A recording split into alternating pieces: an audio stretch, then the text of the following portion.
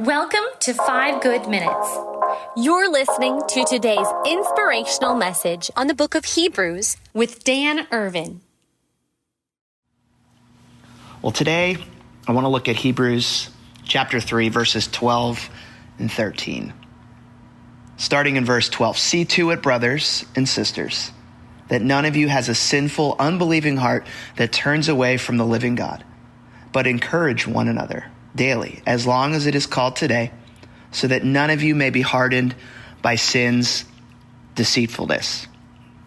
You know, I think as we think about what it means to grow, what it means to grow in our relationship with the living God, in our spiritual journey, you know, maybe the first things that come to mind are, okay, I need to read my Bible. I need to understand what God's word says. I need to pray. I need to be devoted to spending time with God. And maybe on the secondary part of what it means to grow in our relationship, we might think of, okay, I need other people. I need encouragement from other people to keep going. But I would say that encouragement and walking with other people, walking through a relationship, having a relationship with God, with other people alongside of you, is as important as those maybe other parts of our spiritual journey. You know, the text we read today says, "See to it that none of you has a sinful, unbelieving heart." You know, in other words, you know, the author is trying to say, don't just watch out for your own life, but watch out for each other. See to it that none of you has a sinful, unbelieving heart. Look out for what's going on in the community around you. You know, when I started to follow Jesus, I was in high school, and someone told me right away, and this was great advice, and I've taken it with me. He said that Christianity is not an individual sport. It's a team sport. You know, the best teams, they know how to work together. They know how to lift each other up when things get a little hard. Recognizing that everyone on a team has different strengths, different things that they bring to the table, and that's good and that's necessary. And we need to understand that about each other. You know, there was a time in my life where I was involved in youth ministry, and I was involved in a ministry that sent different groups of leaders, missionaries, if you will, into school communities. And so we had these teams of volunteers that would go into different high schools and different middle schools. And one such team would routinely show up at lunchtime at this high school, this public high school.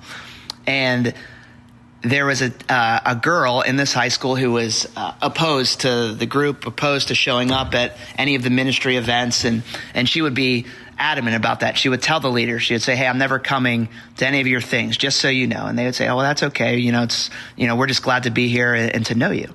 And then one day the girl came up to this team of leaders. There's about 5 of them. And she said, "You know what? I'm coming tonight. I'm coming to the event that you're having tonight." And they were kind of, blown away. Like, whoa, like, what changed? Like, you said you were never going to come. This is great. We're excited to see you. I hope you come. And she said, "I've been watching you. I've been watching you and your team move around the lunchroom and the cafeteria, and I've been watching the way that you interact with each other. And it's the way that you interact with each other, the way that you're actually friends with each other. I see that. The way that you can laugh with each other, the way that you are always together. You seem to be encouraging one another in what you're doing. And I want to know what's so different about the life that you have. I just want to know." And so for this girl, it was the community that drew her in. It was there's something different about the way that you're living your life, and I want to live my life that way, or I want to know what that secret is. She didn't know it was Jesus living in them. It was their walk with Christ that they were walking out together. But when we put our lives together, our Christian lives, and we're with people, we're truly invested in community, things can change. Things can change in our life, and things will begin to change in people around us as they see us invested in a community of faith. So as we can encourage one another daily, we need it. We forget. We need to be reminded of who Jesus is, of the good news of the gospel. Jesus didn't save us to just live a life all by ourselves. He saved us into a family of people that can love us, that can support us, that can encourage us. in ways that perhaps we're not even ready to understand. We can be reminded of the grace that's offered to us, and the impact that our communities can have is greater than an impact that just one person can have. That is the beauty of being connected in true fellowship, in true Christian community.